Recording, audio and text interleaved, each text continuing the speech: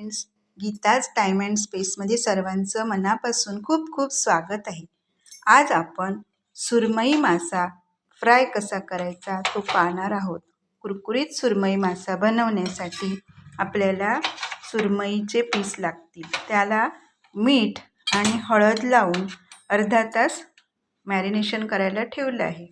आता हे अर्ध्या तासानंतर चांगलं मुरलेलं आहे.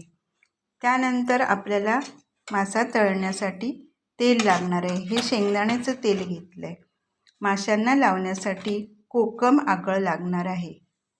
त्याचप्रमाणे हा मालवणी मसाला घेतला आहे. तर आपण अशी मिरची पावडरसुद्धा घेऊ शकता. आणखी आपल्याला तांदळाचं पीठ आणि हा बारीक जो लाडूचा रवा असतो ना तो घ्यायचा, किंवा नसेल तर आपण मिक्सरवर लावून बारीक करून घ्यायचा. आता सुरमईच्या तुकड्यांना कोकम आगळ व्यवस्थित चोळून घ्यायचा आहे. अशा प्रकारे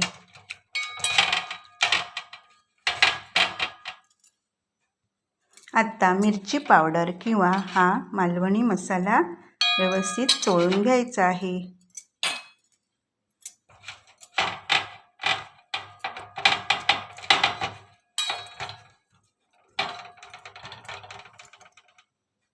आपण गॅसवर तवा तापायला ठेवला आहे.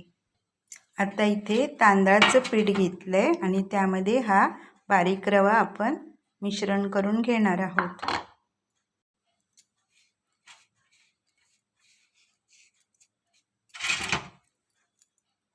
आता हे मासे आपण या तांदूळ आणि रव्याच्या मिश्रणामध्ये असे व्यवस्थित करून घ्यायचे आहे.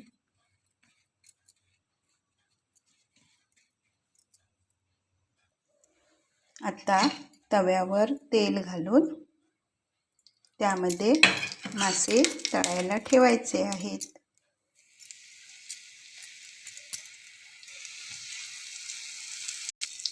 तीन-चार मिनिटांनी मासे एका बाजूने तळून झाल्यावर आपण ते फिरवून घेऊया.